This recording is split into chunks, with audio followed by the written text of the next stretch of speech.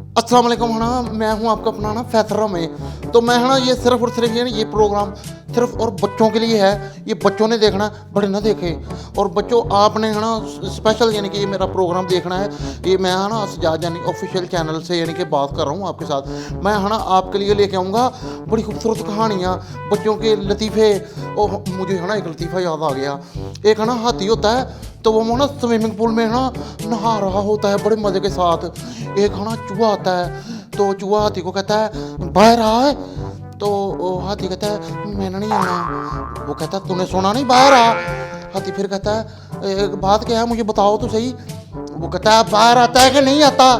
वो हाथी ना बाहर आ जाता है। तो फिर चूहा उसे कहता है चलो जाओ अब अंदर चले जाओ। हाथी बड़ा परेशान होता है। हाथी कहता है पहले तुमने मुझे बाहर बुलाया है, तो अब बताओ क्या मसला है।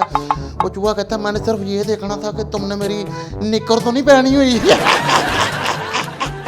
और दूसरे नंबर पे बच्चों एक बात और मेरी कान खोल के सुन लेना। ये काफ़ी बच्चे जो है ना ये स्कूल टाइम पे नहीं जाते, अम्मी अब्बू को तंग करते हैं। जिस बच्चे ने अपनी अम्मी और अब्बू को तंग किया ना, मुझसे बुरा कोई नहीं होगा, मैं सबको पूछ लूँगा।